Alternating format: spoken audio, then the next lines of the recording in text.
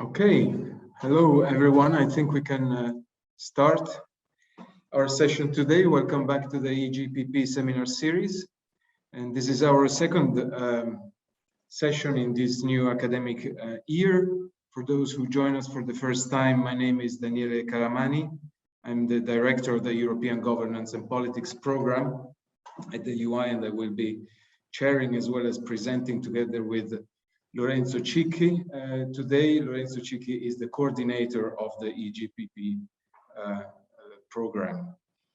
The EGPP Seminar Series was introduced over a year ago to present and discuss work on European politics, domestic and EU politics, by established and junior researchers, and it combines a number of different formats: research seminars, book presentations, seminars of the EU Studies Working Group, and the conversations on the future of Europe. And today is a research seminar, and it's a bit an unusual one because we are presenting ourselves, work that we are doing on the politics of COVID-19, and more specifically on the consolidation and transformation of the European cleavage system.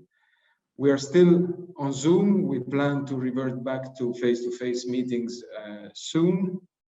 In terms of format, we will give the usual initial presentation of about 40 minutes, and then we go straight to Q&A. Lorenzo and I will take turns in presenting our slides. We agreed to allow each other to jump in while the other is speaking, so we are not being rude to each other. And we will then take comments and questions during Q&A after our presentation.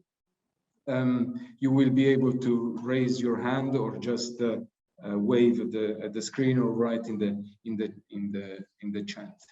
In the meantime, we ask you to keep the microphones muted, but the video on if your connections allows it. Thank you very much to all for being with us today. I now give the word and the work indeed to Lorenzo for the presentation of our first set of slides. Okay, thank you, Daniele, and thank you also to all the participants to today's seminar. I think you can see the slide sharing all right, so I can start.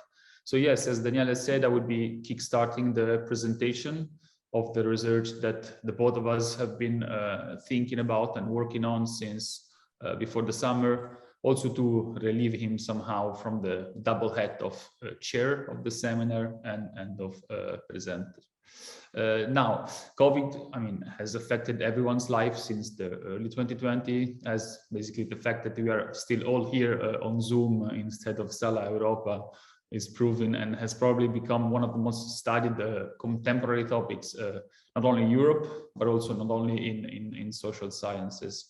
But as our title clearly states, and Danielle has mentioned this already, we look at the politics of COVID. So we are interested in the conflict generated by the pandemic. We are interested at the fault lines that the pandemic produces or exacerbates in societies. And we also look partially at the governance aspect, but still our main angle, our main focus is on the politics of this critical juncture.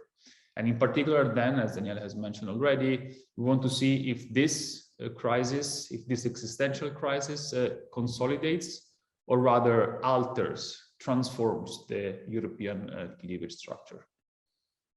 Now, to get immediately into the matter, hands down in the matter, before the usual slide on the outline on the presentation, so who will say what and at what time, let's look at the motivation behind this work.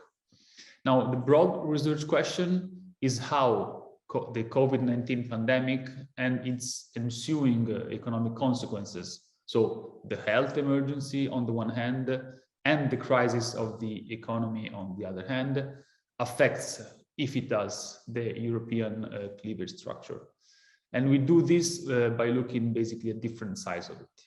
First of all, we analyze the societal impact. And this is a theme that will recur often, the functional and territorial sides, which groups and which countries have been affected the most. And we'll try to do that by looking at the socio-economic indicator, among other things. And secondly, and most importantly, we look at the politicization of the pandemic. So politics here, to elaborate a bit more the point I was making in opening the session, refers to how this asymmetric impact of the existential critical juncture of COVID has been and is being politicized by actors. So to do this, to analyze this, we look at the role of the principal actors, which in our case we have identified mainly as political parties and cabinets in the insurgence of new cleavages. And in particular, we are interested in the relationship and the impact of these new cleavages with the existing ones. So we want to see if basically they overlap, if they do, or they cut across the existing cleavages. Now, a bit more on the background of this work we have been dealing with. We have prepared this in the framework of the participation to a grant application in a Horizon Europe project, where Daniele and I, the EGPP, hopefully will be the work package leader if the application then is successful. And the expected output related to the participation in this Horizon Europe project consists of basically 2 empirical papers with a common theoretical framework. And in addition to this, which is again related to the project, we also plan to publish quite soon a further elaboration of this common conceptual scheme within the EGPP working paper series that we have here at the Schuman Center. Okay. Okay, so having said all this, let me say what we will say next. Now, first, to situate our contribution in a broader context, I will briefly discuss the evolution and the current shape of the European cleavage structure and, let's say more in general, European dimensional space. Then I will say a few more things on the theoretical framework of the 2 papers, introducing the territorial and functional elements in this picture, which again are crucial for our analysis. Then I will give the floor to Daniele, given that at some point we'll do a bit like a cooking show, so each of us will jump in the other slides. And Daniele will get into the definition and conceptualization of these 2 new COVID-19 cleavages that we have identified, the COVID cleavage and the recovery cleavage. Then enucleate the main hypothesis we have come up with so far, and then zoom in on the key elements of politicization, which again is central in our ideas, and in particular look at actors and their policy positions vis-a-vis this. And then, and that's, I think it's a kind of the juiciest part, discuss how and if the current expectations that we have related to this project and the future analysis could indicate that what is taking place is actually either a consolidation or rather a transformation of the European cleavage structure. And finally, on the last slide, I will take the floor again for wrapping up. And as Daniele has said, we will open up the general discussion, the Q&A with the broader audience. Okay. Now, to put in perspective our work, I think it is useful to sketch in very synthetic terms the evolution of the European cleavage structure. Now, we are all familiar with Lipset and Rocca in 1967, so we'll really spend just a few words on this. So 4 cleavages has emerged as a consequence of 2 macro processes, which are namely the formation of the modern state and the Industrial Revolution. Now, at each of these watershed moments, party competition realigns and both new political parties are formed and existing parties adapt to these new challenges. So just to name a few, with this first center periphery, the regionalist parties emerge, then Christian democratic parties emerge, with the third cleavages, liberal and conservative parties, and with the last one, socialist party. So now the fourth cleavage, the class cleavage, which is pitting against each other, on one hand the working class and the other hand the bourgeois, is the last to have formed. Now, there are actually some scholars which are repeatedly argued against the explanatory power of the class cleavage. And this happens already since the early 90s. Mark Franklin is one of these.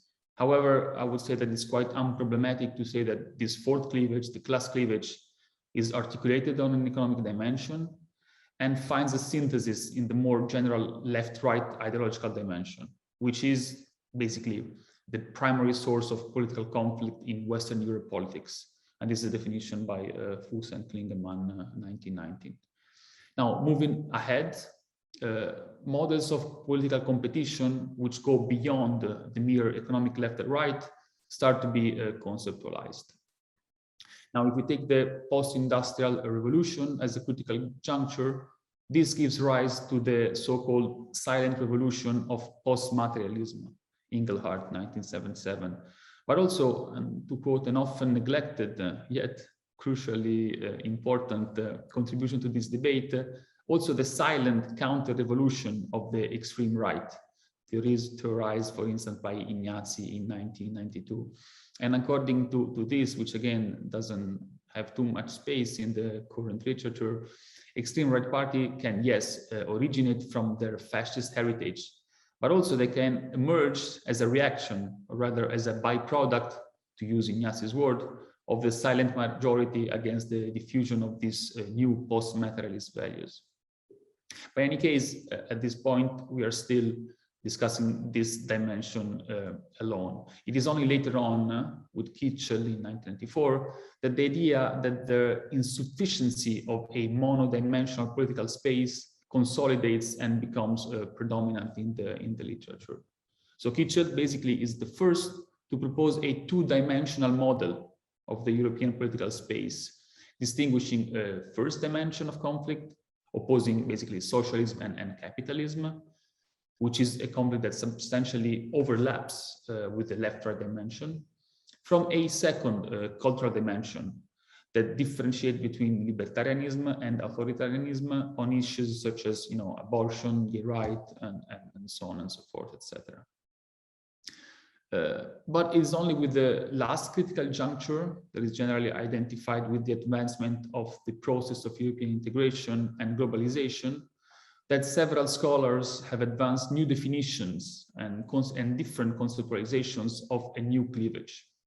Now, Hicks and Lord, 1997, and the first, Hugen and Marx, discussed the existence of a European dimension, which is basically orthogonal to the traditional left-right axis. And this dimension is centered on the opposition or support to the EU.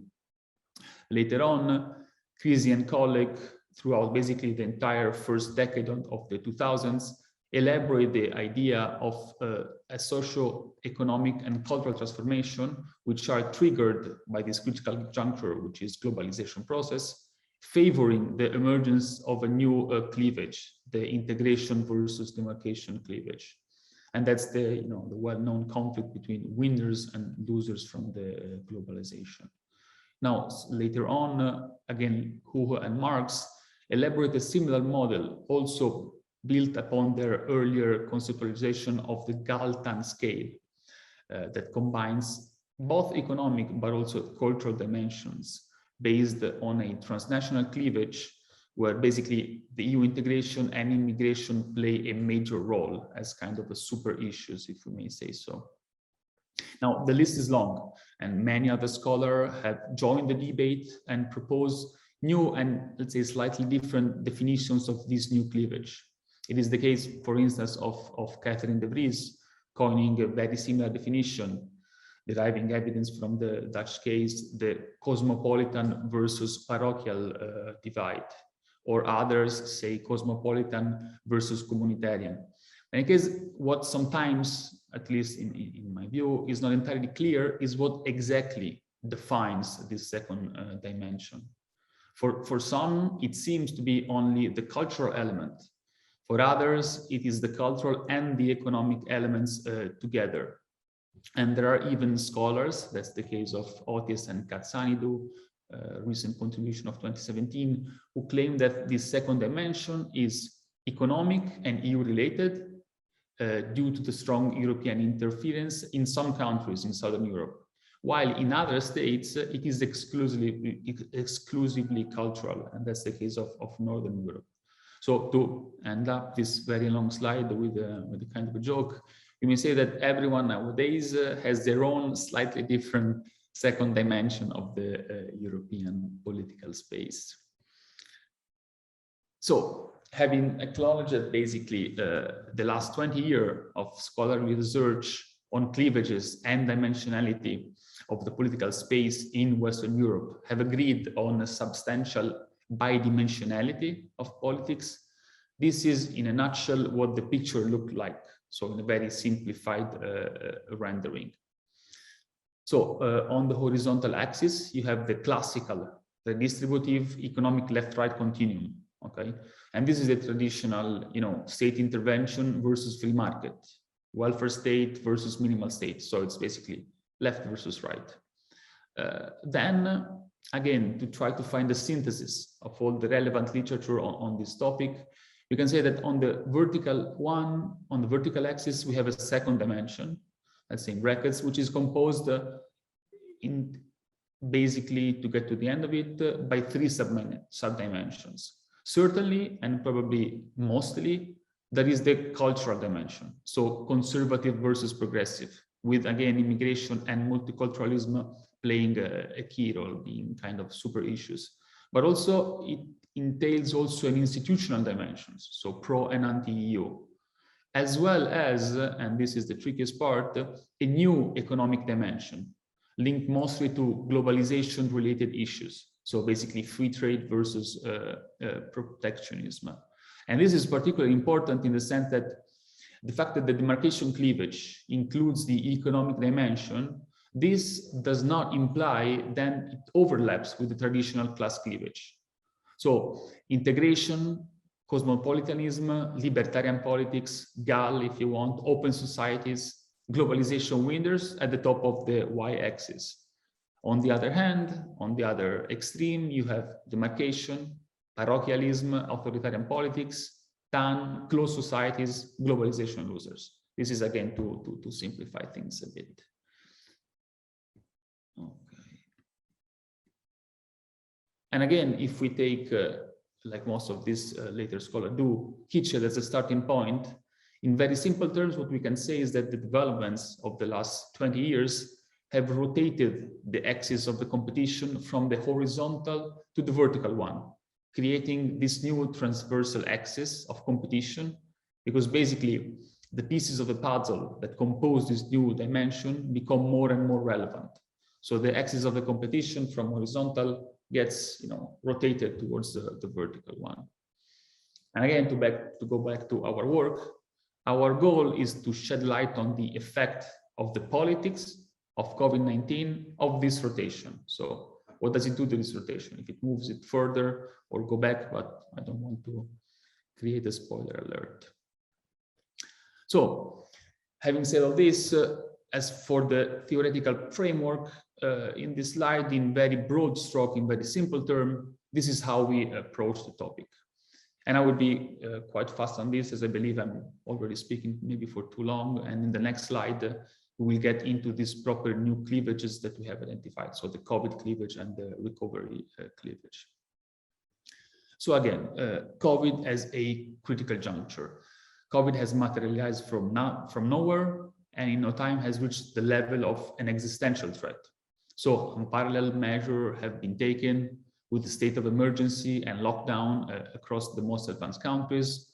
Curfews were called for the last time during the last World War. So it's really an existential threat and something that comes from nowhere and impacts substantially everyday life.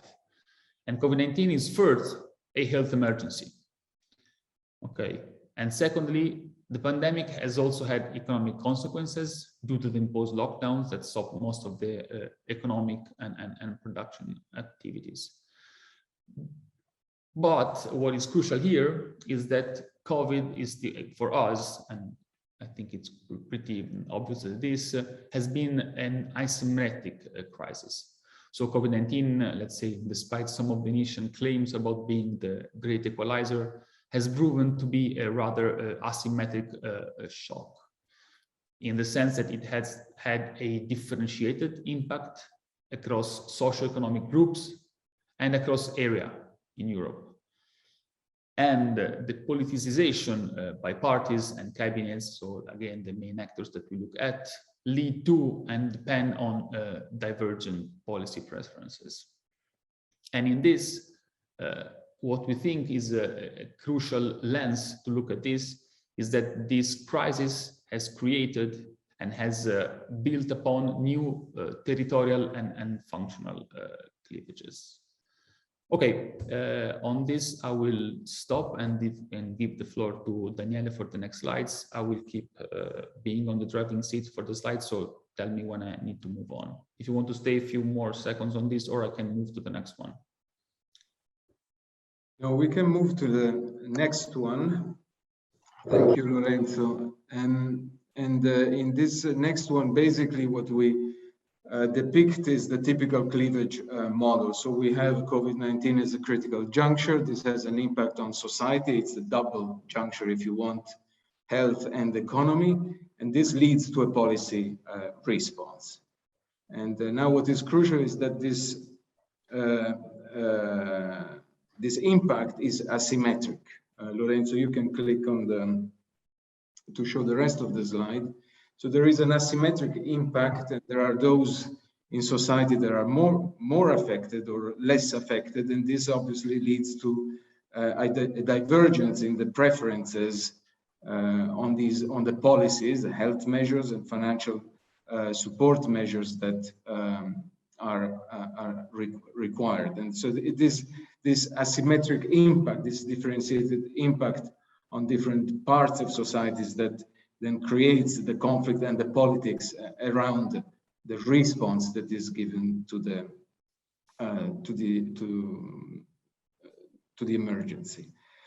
What for us is quite important is to distinguish that this asymmetry takes place both functionally, so between groups within countries, but also across countries, and these groups obviously can be classes, but they can also be generations. We know that the pandemic had different the impact, both health-wise and economic-wise, between a young and elderly population, but also educational groups and so on, as well as territorial.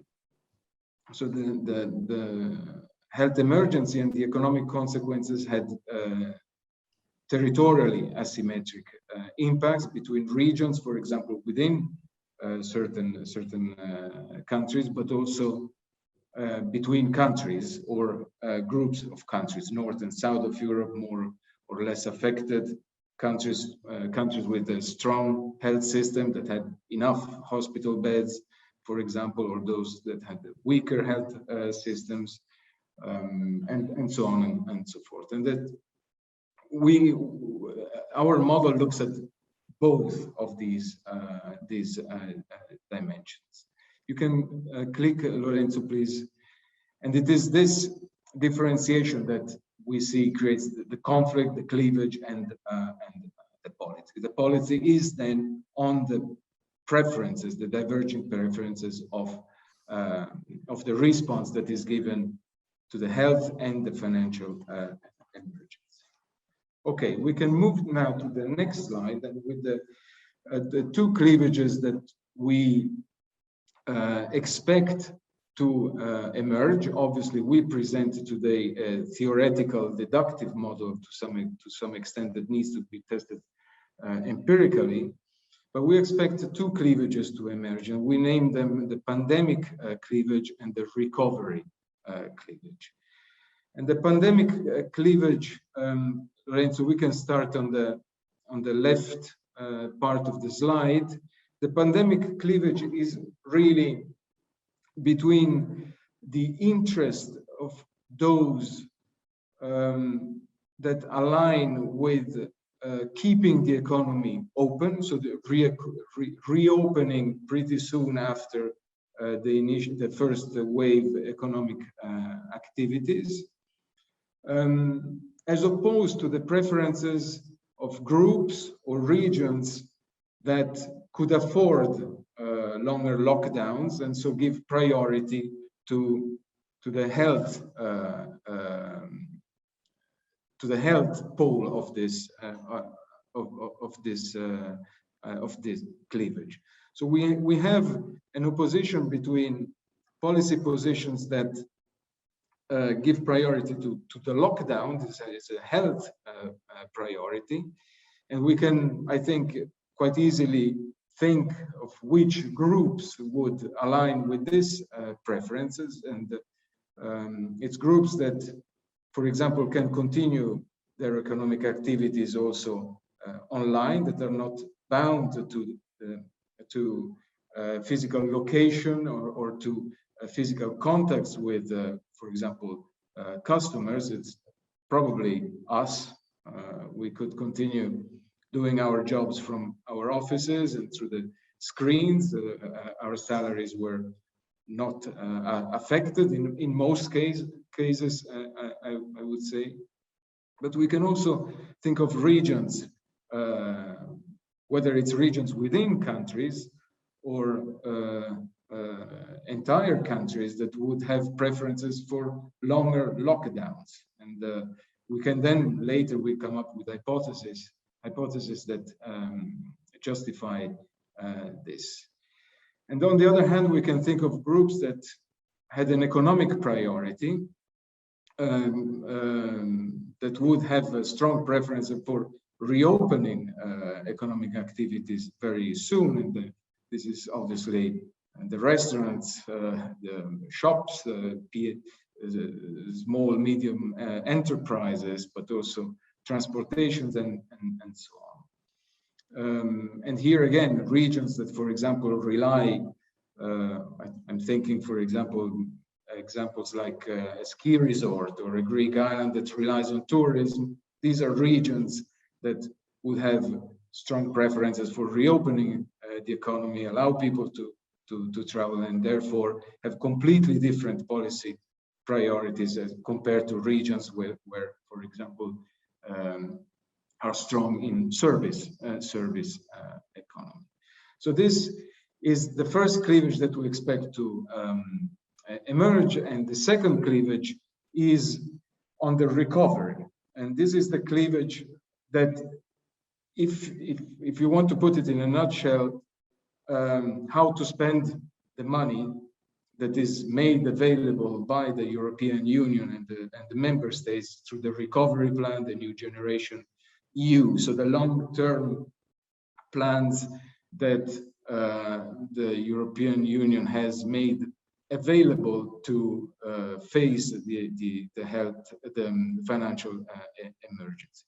So how should this money spent? And here the contrast is between again, groups or regions that would rather see the money spent on the immediate relief of this of the economic pain inflicted by the pandemic. So alleviate relief measures to alleviate the suffering of those groups that have been affected most by the pandemic.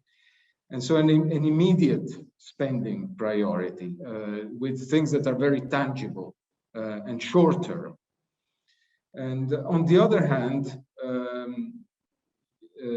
one can expect that other groups don't have this need because they have not been affected negatively by the lockdowns, that would rather see the money spent in long-term investments on climate,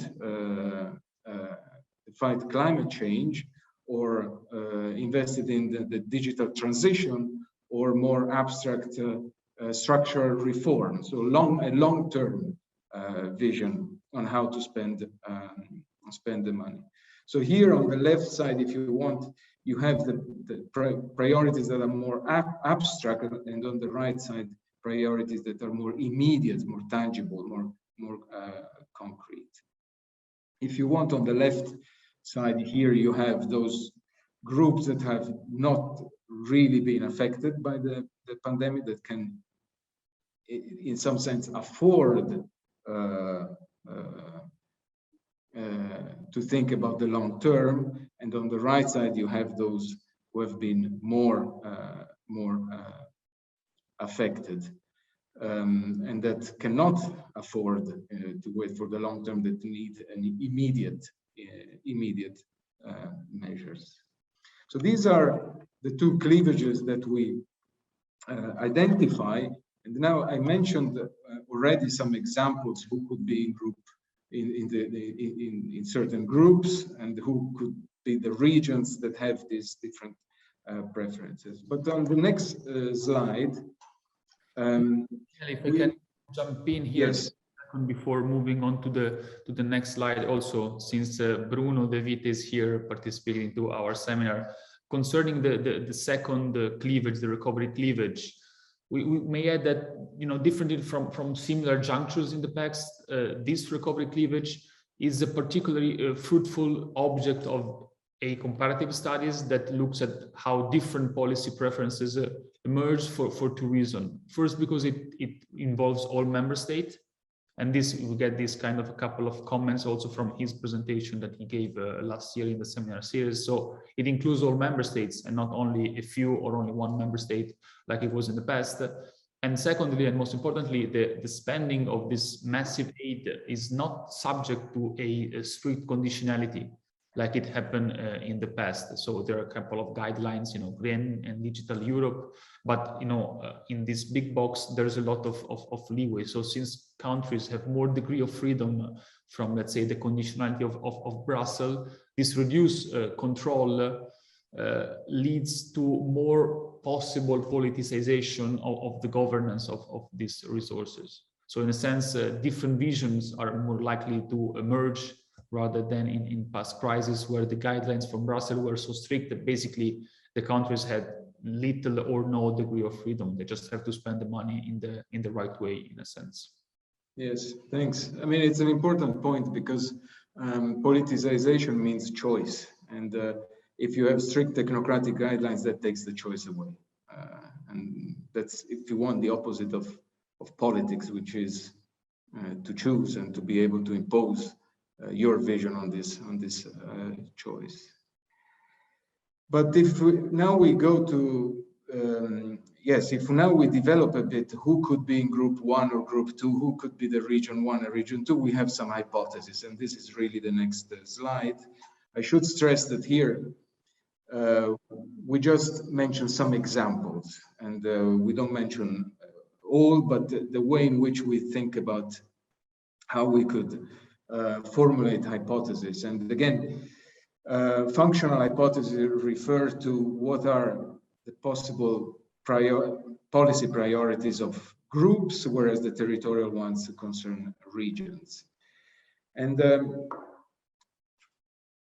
in line with what I mentioned earlier, now you go back. Yes, let's stay on the upper half of the slide. I mean, we expect that object processing classes, so those who are bound to physical contacts, to location, so shopkeepers, restaurants, small medium enterprises, transportation, and so on the pandemic cleavage, they have a priority of keep the economy running, and on the recovery cleavage, their priority is immediate spending relief. So spending on the alleviation of the negative consequences. Whereas the symbol processing classes, so those activities that can transcend location, that you can work from wherever, as long as you have a computer, their priority would probably be for lockdown. They don't have a need to reopen the economy, and even for restaurants, I mean, they can order online, and they can afford, as mentioned, spending in investment in reform, long-term, more abstract, remote, far away kind of spending. And the same argument applies a bit to the lower part of this slide on the territorial hypothesis. We expect areas that are strong in manufacturing, so areas that are strongly connected as well, reliant on tourism, but also those who, for example, don't have enough hospital beds or don't have a strong welfare system to support segments of the society that suffer.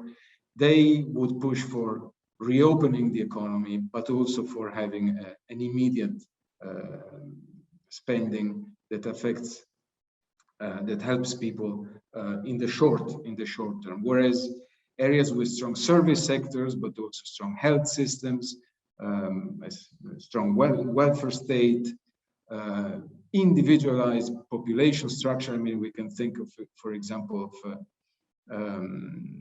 the opposition to multi-generational family structure and so on. Here, the priority is to lock down because they're not affected by the lockdown, and an investment in reform. So we here, as I said, I mean, we don't say anything on the interaction between these two sets of hypotheses. We can imagine other hypotheses to be formulated in terms of age, for example, the young being less affected by the virus, at least initially. One could hypothesize that they push for reopening the economy soon, whereas elderly generation, being more at risk, would push for keeping the lockdown for longer, and so on. There are a number of other variables that could be introduced here, but we don't do this now in this short presentation. Okay, now the next step is politicization, and this obviously is a very simple message that a difference doesn't make a cleavage. A cleavage to be such needs to be politicized by, and this is done by actors. So a difference in society and inequality is not a cleavage yet, and therefore we are against, if you want, a bit of sociological or political economy or deterministic perspective. Our focus is on what actors do, and as we said at the beginning, the main actors that we identify are parties and cabinets.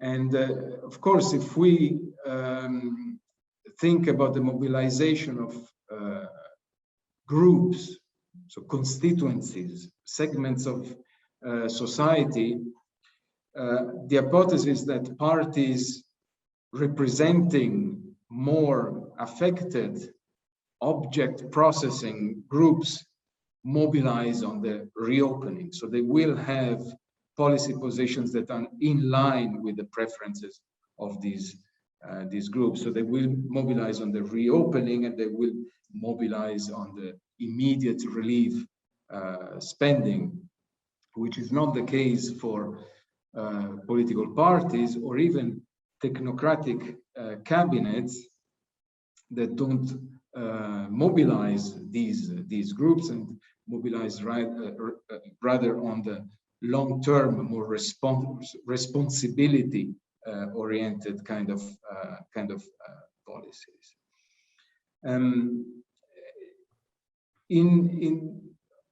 We identify the main actors on the territorial differences in cabinets, and this, I think we have seen examples at the level of the regions within the countries, but also at the level of the member states. So cabinets of countries that are more affected mobilize, for example, strongly on international solidarity. Send us PPE, personal protection equipment, or the demands for a territorial redistribution of funds, and also for leeway in spending the money quickly on immediate relief, rather than in abstract, far away things like fighting climate change or digital transition or structural reform. Now, this focus on mobilization, politicization, for us is also important to identify the measures that we need to operationalize empirically these cleavages. So it has a methodological valence as well. How do we measure? And here, I mean, we can think of these cleavages as scales with the poles where actors position themselves rather on the lockdown or on the economy side, or on the reform or relief side of these. So we think of them in terms of dimensions on which parties and cabinets, so actors, place themselves. And here, obviously, the measure would be based on it would be dimensionality measures anyway that we derive from text analysis or on an expert survey asking experts to place actors on these dimensions. For example, is a party more in favor of relief or long-term reform?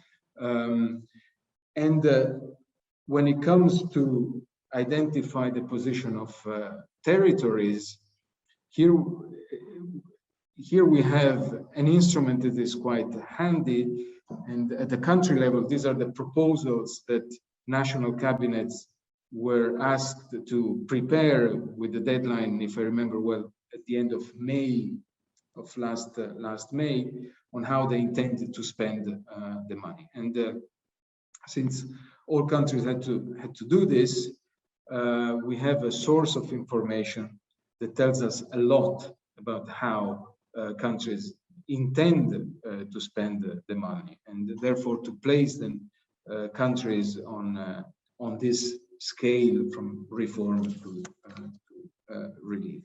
So in the Q&A we can go into more details about the empirical or methodological part, but for the moment I can leave it at this and move to the last part of our presentation. And this, if we indeed have these two cleavages, the pandemic cleavage and the recovery cleavage, how do they relate to the existing European cleavage structure that Lorenzo has presented in the first part of our talk? So what happens to the economic and cultural ideological space that we are familiar with and that we show again here with this two-dimensional space? And here, obviously, we can think of different scenarios.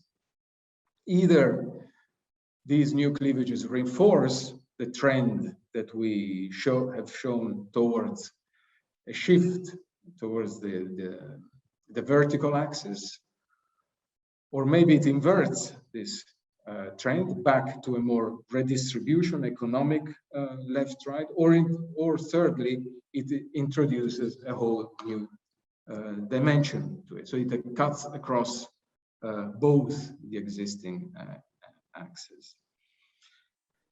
And obviously this is a bit, so it's a very fundamental question, but it's also a bit complex question, and the answer that I'm going to give now is, I would say, necessarily unsatisfactory, because it starts with "it depends." And when someone says "it depends," it always nerves the hell out of people. But bear with us for a second, and we try to substantiate this statement. So does it change, and how does it change the ideological space? It depends on two things, and the first one is what Lorenzo has already mentioned, is how do we interpret the vertical axis? Do we interpret it more culturally, so Gal Tan, libertarian, authoritarian, or do we interpret it more in terms of integration, demarcation? Winners, losers from integration, demarcation. So a less cultural way of looking at it. So it depends a bit on this in the first place. But then it depends also on a second thing, and it's so far it's a bit an assumption that we make. A bit, not entirely an assumption, as I'm going to try to explain. But it depends whether the more affected groups, so those who, the groups that suffer most, that have been affected most negatively from the pandemic, if these people are the same as those, no, go back, it's too early. Yeah, sorry. If otherwise, because the next slide has so much text, people stop listening and start reading. So let's wait a minute. So the second thing it depends on is whether those who are negatively affected by this crisis are the same that have been negatively affected by the previous crisis. So if the losers of this crisis are the same as the losers of the previous crisis, the financial crisis, okay? To simplify a bit. Or if they're not, if they're the same losers, so these losers lose twice, okay? They lose again. They are on a losing streak. But maybe they are not losers again, precisely because the European Union this time spends a lot of money in help. So they might not be on a losing streak. And that would be two completely different scenarios. Okay, now I think we can go to the next slide, where we try to systematize this. It depends. So it depends on how we interpret the vertical axis. And you see, vertical axis can be interpreted either culturally or institutionally. Institutionally means integration, demarcation. Now let's imagine the vertical axis is cultural. So it's Galtan, and it's libertarian, authoritarian. Sorry, I have to change slides in my notes. So here, if the losers are the same as those who lost in the previous crisis, and they would be because, let's say, austerity continues, they don't get help. So those groups lose again, they lose twice. They're on a losing streak. Then we would deduct that the vertical axis loses relevance, it loses salience. The cultural elements, social rights, the environment become unimportant. And there is if you want, a rematerialization. It's material politics that gains importance as opposed to post-materialist politics. So you would have a strengthening of the redistributive axis. So the economy is important.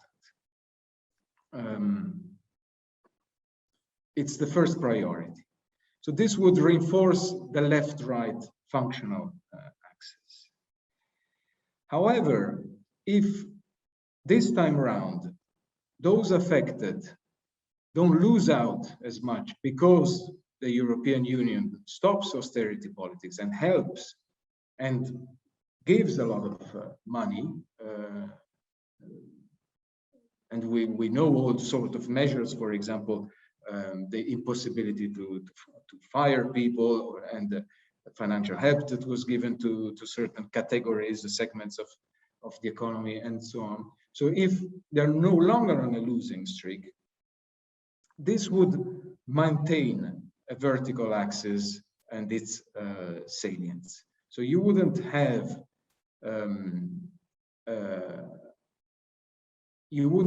a shift towards the economic axis. The priority, so it would not make the cultural axis less salient, precisely because economically these people have been cared for. Okay, now, if we interpret the vertical axis in a different way, institutionally, if we interpret it as center periphery or integration, demarcation,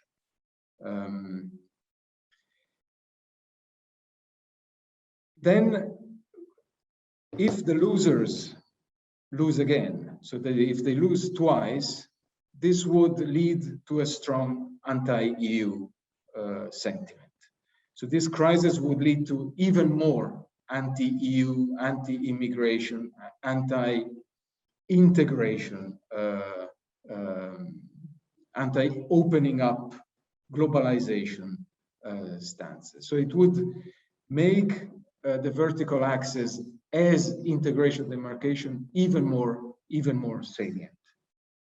And more specifically on the demarcation side. So if this is the case, then we would have a redistributive axis that is loses even more its relevance.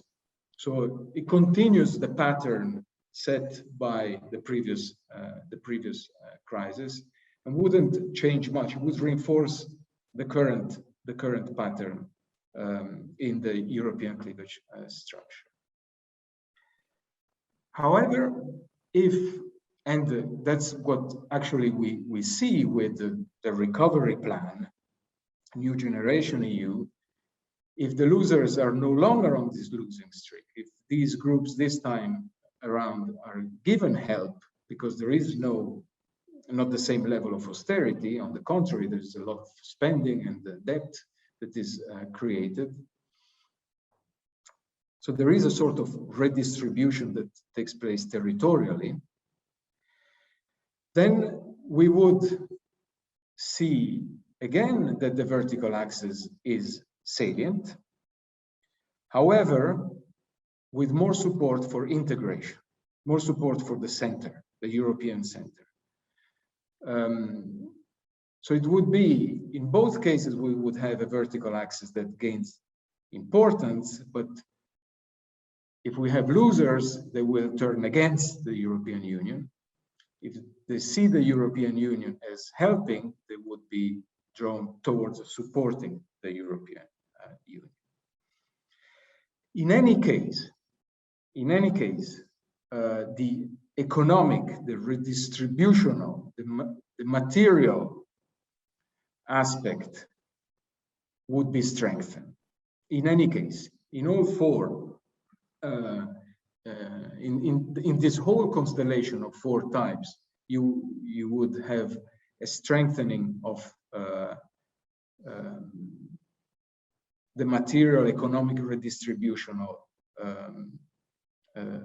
aspect in the ideological space, either through class, like where we wrote left right, this is a class redistribution, okay, or a territorial redistribution, as we have in the two lower cases. Here too we have a redistribution, but it takes place territorially, not from right to left. It takes place from center to the periphery, okay, from the European Union to the member state.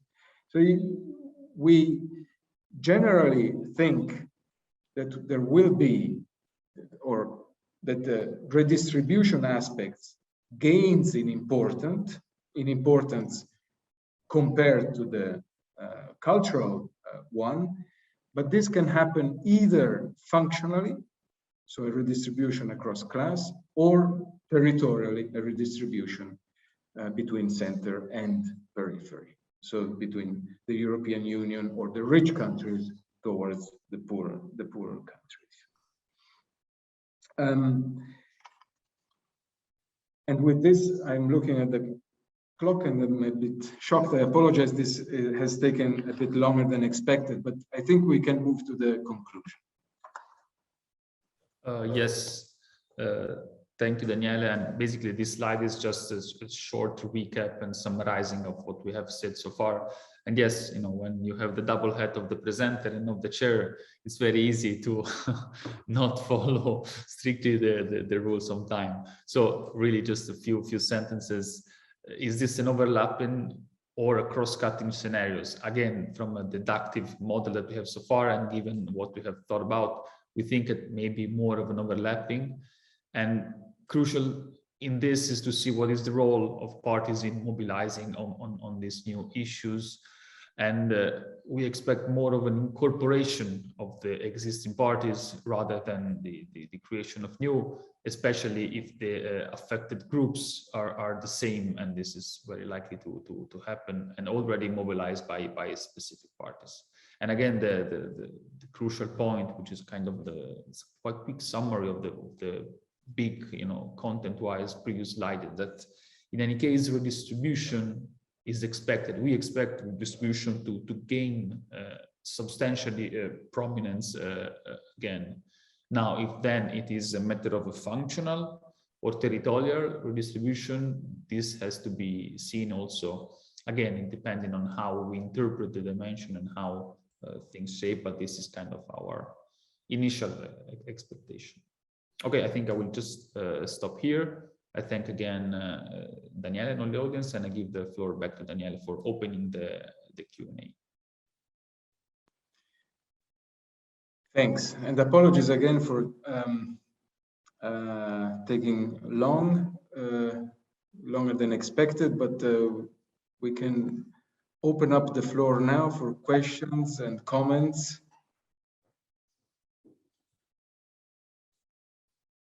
I see Gary Marks. Calypso. Let's start Gary and then Calypso. Calypso, I'm happy either way. If you want to go first, you're most welcome.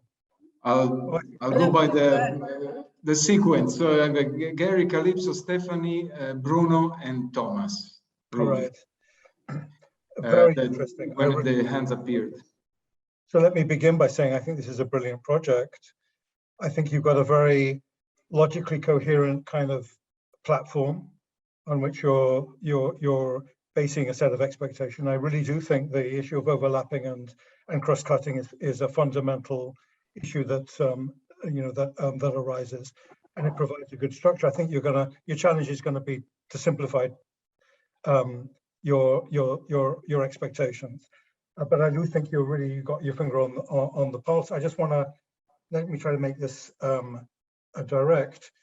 I think there's some subtleties that I think you'll want to kind of consider in terms of the continuity of the effect. First of all, it's pretty clear that you're using the term cleavage in a pretty elemental way, and that is to say, when I think of the concept of cleavage, I think in terms of durable conflict.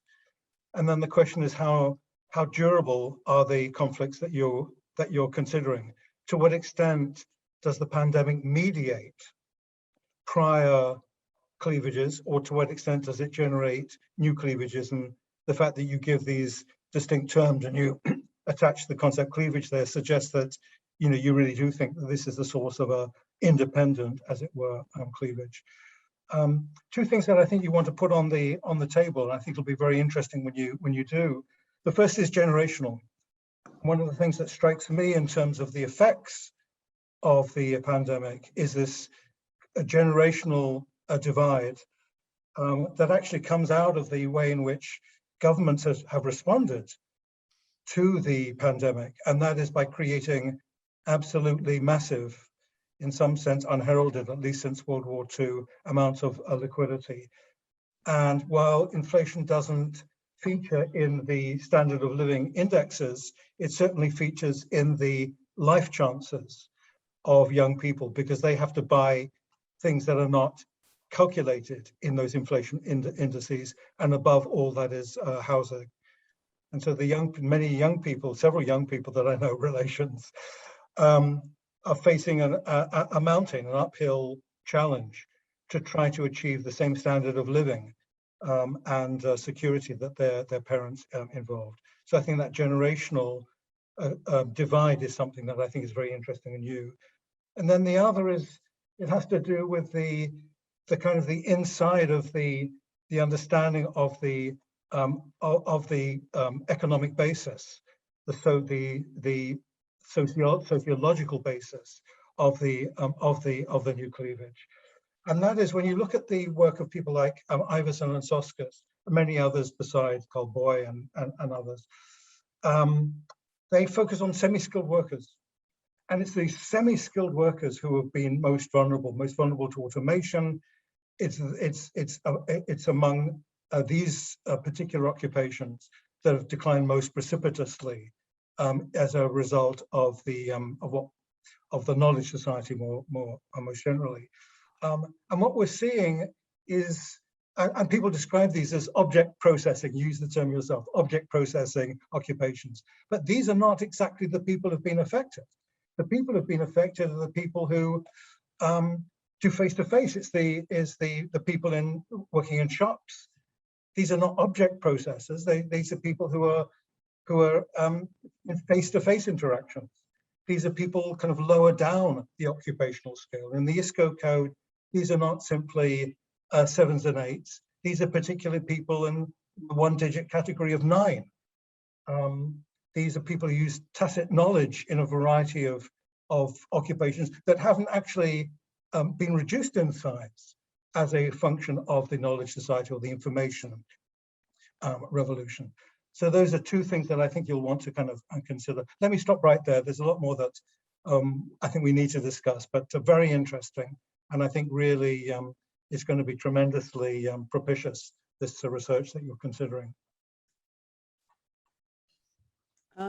Yeah, I just want to echo Gary, brilliant paper. So it raises so many issues. I just want to raise 3. One echoes Gary, the question of your first pandemic and recovery cleavages, and if cleavages are indeed sustained and manipulated or exploited or politicized differences, then the pandemic cleavage is transient, and only the recovery cleavage is a sustained one and could warrant the term cleavage, I would say. So, I mean, one question is why is this first transient cleavage so important to you? Second question has to do with simply the confounding of the two, those two cleavages in terms of the functional and territorial group. That is, you don't seem to exploit at all the very interesting diagonal. They're purely aligned. So you've got, but it is a 2x2. So why don't you kind of make hypotheses about those who support lockdown, but also support immediate spending? So the diagonal in your 2B and the other one too. In fact, lots of vulnerable people groups had that position. We won't lock down, in refusing even opening, but of course conditioned and accompanied by calls for immediate spending. So I'm not sure why you don't use those two other categories. And then the third has to do with your overall big conclusion about the shift to redistribution. But there is something there in the story that you talk about EU redistribution. And of course, there is the EU Recovery Fund, but we also know that the redistribution was mainly state-led at the national level in this story. And I mean, there is an interesting question as to how people perceive whether it's state-led or EU-led. And of course, it was allowed by changes in EU regulation on state budget, but it was nevertheless state-led. So so one question is, why do you say EU redistribution when people would perceive that it's redistribution at all levels? And then to the extent that there is some perceived EU redistribution there and visible and salient, then doesn't that also affect the vertical axis, support for the EU, and not just as you show in your matrix? So I'm not quite sure how you balance those two effects on verticalization versus horizontalization if it's EU and redistribution. I'm going to continue by saying that I really, really enjoyed this presentation. Thank you so very much. And my first question actually was also, I mean, I formulated in the terms of what effect does time have? So also about the durability of these cleavages. So maybe let me just ask, because you use the concept of critical junctures, right? So that to me triggers some historical institutionalist thinking, meaning that we're going to move onto a completely different new path and lock that path in over time. And it strikes me like these two different cleavages you outline actually have a different kind of path characteristic. So, but yeah, again, I'm also curious to hear a little bit more about the durability of these cleavages. And then, and that's maybe just me not thinking this through properly, but I understand the recover, the pandemic cleavage in the sense of, I mean, lockdown or opening up are two opposing ends. Now I'm just wondering whether by spending immediately, we don't invest also, or invest, I mean, are these really mutually exclusive solutions per definition? I just like to hear a little bit more about that. And then thirdly, I very much like this kind of health and economic consequence dimensions, but lockdown also was discussed much more in I don't know, let's call it political community for now terms. No, it's like, I mean, I don't want to see anybody from my village. I don't want to see anybody more than from my region. I want to have my country locked down, not necessarily with an economic discourse behind it, but also a kind of political community, nationalist, etc. discourse behind it. So wouldn't there be actually a third kind of cleavage that could be thought about? But thank you again for this great paper. Can we continue accumulating comments? Or do you want to answer first? Okay, so I'll add mine then as well. So thanks a lot for the really interesting paper. My comment is on one particular aspect, and that is the recovery cleavage that you identify. So the cleavage between those who favor long-term investment and those who favor immediate spending. Now, I wonder whether that cleavage hasn't been, in a sense, papered over by the accumulation of national and European spending. Because as Calypso also said, the European Union is not the only one spending money here. The member states have also spent at least as much as the 750 billion promised by Europe. But interestingly, the European Recovery Plan comes at the second moment only. It's only now that the European money is being disbursed to the member states. The first countries have been receiving the first installments of the recovery plan. Before that, they had already spent massively. Now, the massive spending of the countries, of the nation states in the early period has been essentially about immediate relief. Now, the interesting thing about the European funding is that it allows the member states to also spend for long-term investment. And actually the recovery plan forces them to do so, because as we know, more than 50% of the European money has to be used for environmental and digital transition spending. So for long-term investment.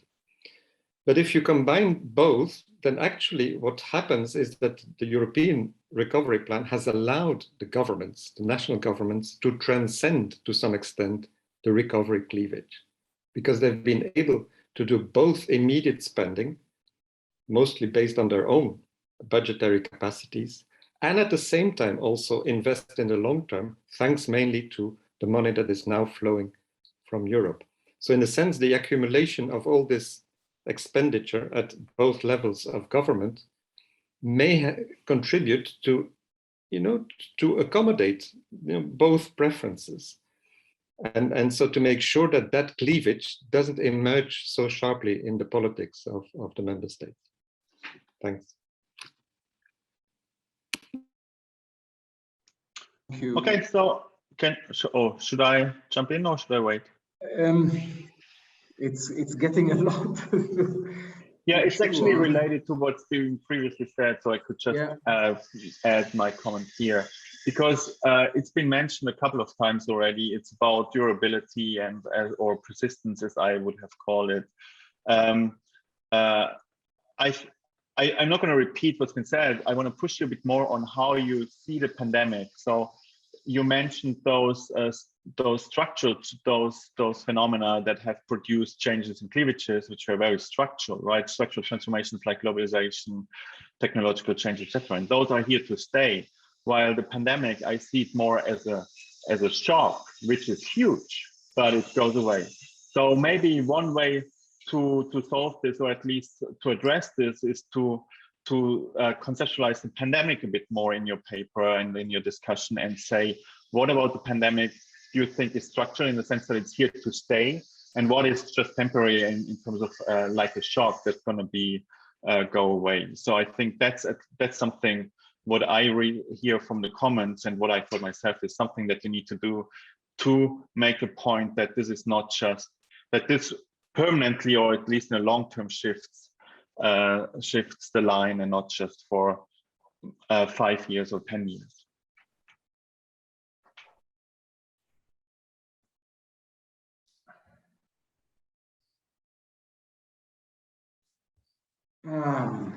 Okay, but so there is so much now, and I have next on the list Ruth and Robin. Can we maybe take a second to try to respond to a couple of these points before? Is that okay, Lorenzo? I don't know how we want to do this. I mean, you want to start, and maybe I can jump in later, maybe touch upon some other points.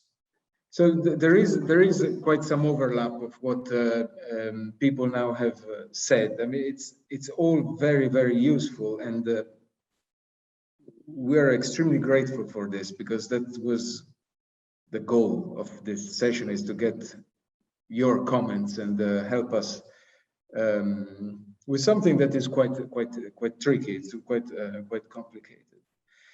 But the one point that Gary, Calypso, Stephanie, and also Thomas now, is this durability, how transient it is. This is a shock and then it goes away. I would respond in two ways there. I mean,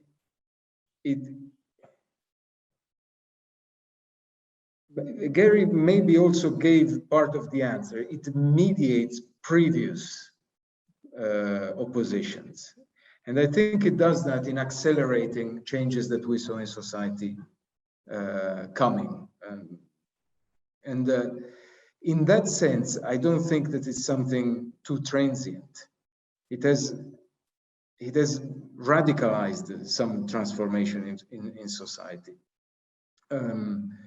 It has exacerbated even some inequalities. I mean, you mentioned those between face-to-face and the semi-skilled workers and so on. This has radicalized that. So maybe it's not a cleavage in the sense that we don't know whether it's durable, but I think we also acknowledge that in saying that what we find is rather an overlap. It's not cutting across, it's rather an overlap. So it's reinforcing patterns that already exist. I think that's, let me write this down over.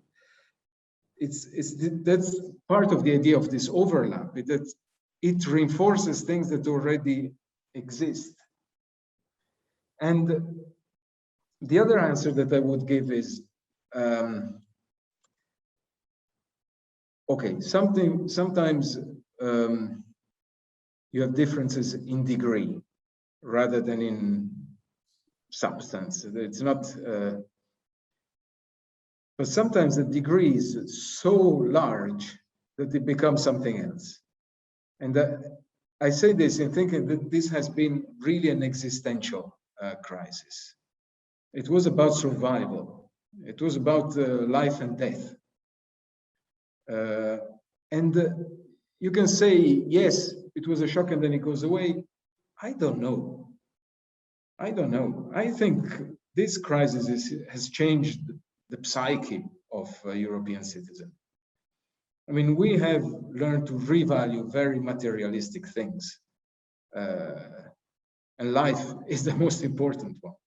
I mean, even Engelhardt is not, I mean, his materials was, yes, a roof over your head, financial security, prospect. I mean, and Gary, you mentioned some of this in generational terms, but this is even more radical. I mean, this is survival. And I think this changes something. And this is something that probably is more durable than we think, especially in Europe, where we thought, okay, all the diseases are gone. You know, I don't know. I think there is something quite fundamental about this that might prove more durable than we think. And the other big point where I see an overlap with what Bruna said, but Stephanie as well as Calypso, it's on this EU redistribution.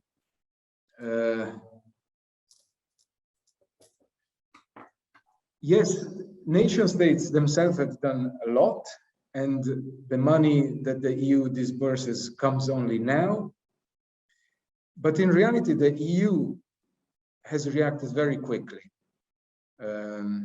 Maybe not disbursing money immediately, but they have made it very clearly, and I mean, by the EU, I mean member states as well, and not only the Commission. But they have reacted very quickly and made it clear that the debt ceiling could be, so all these criteria, the Maastricht criteria could be breached. And in a way, one could even say they've learned the lesson from the previous crisis. I mean, those signals, of course, then when it comes to the technicalities, was it state-led? Was it EU-led? Was it relief and recovery at the same time?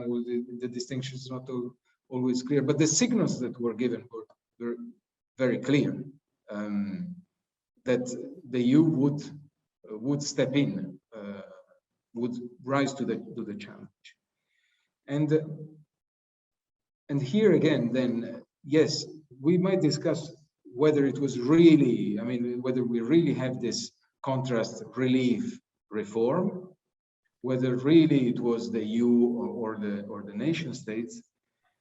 But actually what probably matters from a politics perspective is how these things are framed, and how they are framed by political parties, and even more specifically, how they are framed by parties that are very good at feasting on this new crisis. I think this is the crucial aspect, rather than what the EU's intention and action really was, is how this is framed by the actors that mobilize the losers, in quotation marks, obviously, of this crisis as well as of previous ones. Lorenzo, do you want to add something? I mean, it's mostly comments that are very useful for us, that are difficult to respond immediately, but just really like a few sentences on, what was the main element that recurred in most of the comments. So is this really a cleavage? Can we talk about a cleavage? And I think again, it's a matter of a bit the definition, but I wouldn't kind of, yes, it's early to see, but you know, if we go back to, I mean, even Lipset and Rokan in some parts were a bit unclear, and if we go with the later definition, Bartolini and Mayer, I mean, there are three elements that are crucial. First is a conflict in society that puts, you know, two parts one against each other, and we have this. The second one is the sense of identity, and I think we also have this. And the third one is that the first two elements are not enough. You also need a politicization by the actors. So this conflict needs to be politicized and mobilized by actors. And we also have this. So maybe we should, I agree. I mean, also the last comments by Thomas, we should theorize a bit more on this. But I think it's not so implausible to again see that we are in a watershed moments. And just a few other things on Calypso. I think the comment on the typology, since we have a typology, it's worth looking at the diagonals. I think this is a great point, because this really helps us unpack much more of what we want to see. And also I'm very grateful to Bruno for his comment on yeah, given that the expenditures at both national and EU level, this second new cleavage may not emerge because we actually are able to accommodate both reform and relief. And this is true. But given that both can be accommodated, still, I think looking at the country differences would also be meaningful still, because we look actually at the preferences. So given that both can be accommodated, we still can see meaningful differences between various countries' approaches. But again, thanks to everyone for the great comments. I should say that I see two very interesting comments also in the chat from Anna and from Stefan. I noted them. Thanks for your comments. But now I give the floor to Ruth, then Robin, and then Evelyn. Ruth, please. Yeah, thanks. This is really fascinating and thought-provoking. While you were presenting, I was starting to think about, so how can you go about testing this, and how can you sort of practically try to figure out what is going on? And so my comments reflect that was what I was thinking about.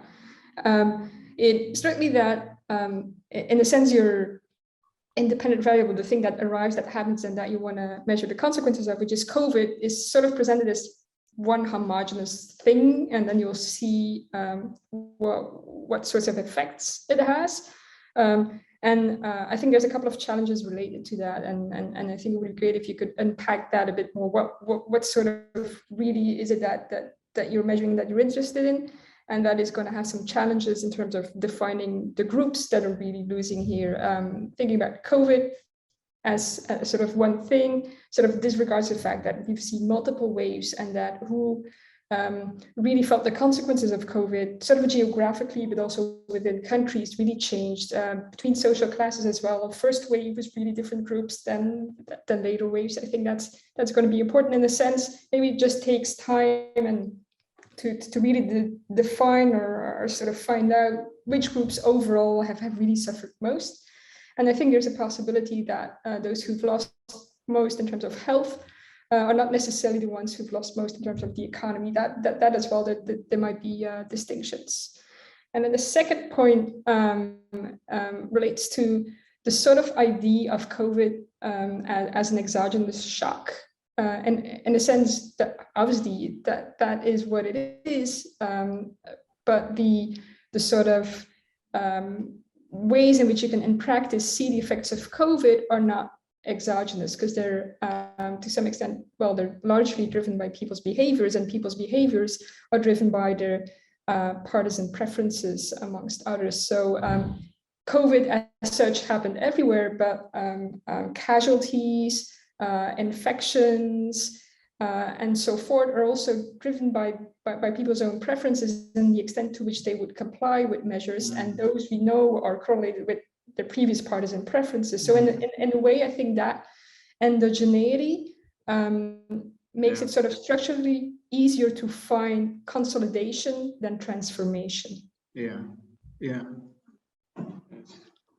Well, that's, how do you deal with that? Okay, well, thanks. I mean,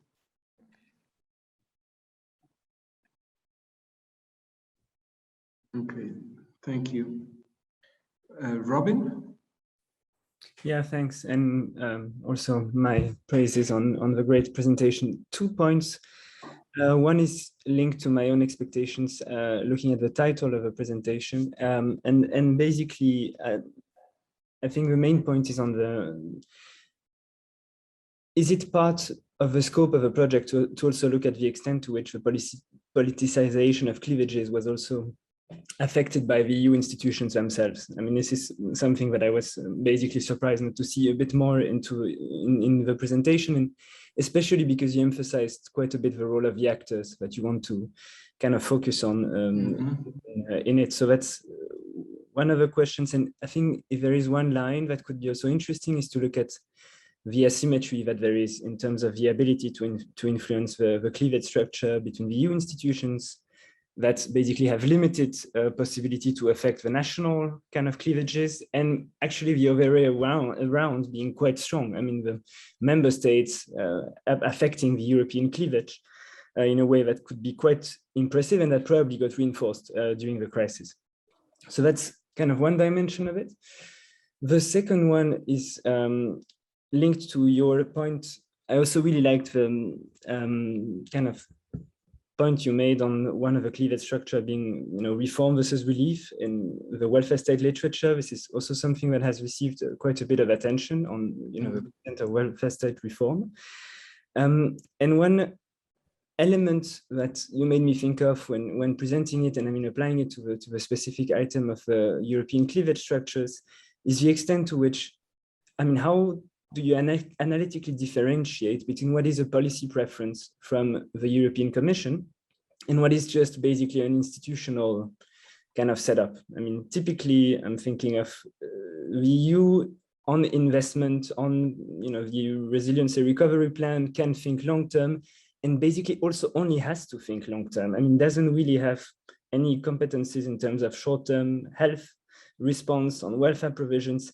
So in that regard, the EU was a bit kind of stuck in this narrative, and having basically little financial, legal, and political framing power that probably made it difficult. So it's just a point of genuine interest in the project, and whether this at any point could be also integrated into that brilliant proposal. Thanks. Thanks, Robin. Evelyn? Thanks a lot. Echoing what has been said already, this is a very fascinating and interesting project. I mean, first, I just want to underline as well that I think the question of the durability or the persistence of a cleavage and what we understand should be clarified and further elaborated on. But another point in your answer to the previous comments, you mentioned that COVID has such a profound impact also in terms of, or sort of pose an existential threat to many of us. So I was a bit wondering, why do you then, if I recollect correctly, see the economic sort of side of this more pronounced than the health aspect? And sort of relatedly, I think what you capture as these cleavages now, the pandemic, but also the recovery one, what is not part of potential tensions or increasing polarizations in many societies that we can witness currently, is sort of this tension between how much can the state or any sort of authority interfere in people's private life, in particular when we discuss the question how to overcome COVID is a pandemic, and the question with vaccinations and sort of individual level liberties or freedoms to move, to meet, to gather, and so on and so forth. So that to me is, in addition to the relatively classical economic cleavage or preferences that is underlying many of the dimensions previous,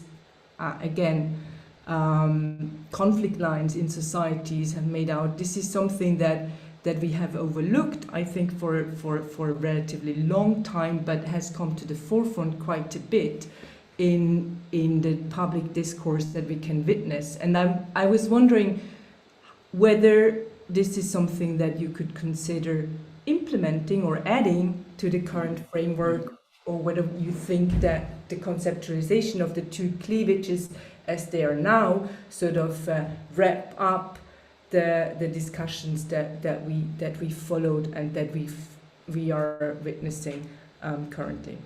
But great project, thanks. Thanks. Yeah, very again, three very good points. I don't know, Lorenzo, would you like to react quickly? We are out of time. I mean, just very, very quickly. Yes, even if it's difficult to do these things quickly, but Ruth, thanks for the exogenous endogenous distinction is obviously very very important, and I think we will try to capture this by. But we will have survey data as well that informs us. So, for example, on party preference, and so we might be able to control for that in some way. But I see. I mean, you raise methodologically a very, very crucial point. And Evelyn, now this last point or 2 points, I mean, are very pertinent. No, we certainly don't see our paper as the end of the conversation, even for us, Lorenzo and I mean, we're working on this and we're trying to figure out the theory to have it straightforward, but at the same time, something that is solid. So we would be happy to incorporate these 2 points. I mean, on the first one, the economic dimension, yes, I mean, it's about health, but in a way, perhaps I didn't want to, I mean, I said redistribution, but this is not only economy. I mean, it's resources, financial resources that get redistributed for other things than just money. I mean, it's cross-class solidarity, or it's cross-territorial solidarity that comes, for example, in making PPE equipment available or vaccines. I mean, this is a point that Stefan mentioned in the chat, to make them available. So this material dimension or redistributional dimension is not only about money, it's about other things as well. I mean, it's the welfare state that Robin now also mentioned. I mean, the redistribution takes a lot of forms, and health is one of them. The safety net is one of them. The vaccine is another. I think that can be addressed like that. Whereas your other point is, I think, more fundamental is, yes, the pandemic has changed also other aspects that are quite existential, which is freedom. Freedom to go out, personal freedom, personal choices even. Do we want to vaccinate our kids, yes or no? Can the state impose these vaccines? Can it make vaccines compulsory if you want to go back and work in a public administration, things like that? And I think that's a very, very good point. I'm not sure how it fits the scheme that we developed, but it's certainly something we're going to think about. So again, thank you very, very much again, everyone. Now it's past 2 p.m. and the seminar comes to an end. For us, at least, has been a very fruitful session, and we're very thankful for that. We'll reconvene in 2 weeks' time, and we will have a paper on differential integration by Nicoletta Pirozzi. And I hope that many of you will be following the seminar. We are continuously developing the program of our seminar series, and I should also mention that if you have suggestions, please come forward and contact us. Have a good rest of the day, have a good rest of the week, and hopefully see you again in 2 weeks' time. Thank you, everyone. Thank you. Thanks, Sarah, for organizing the Zoom.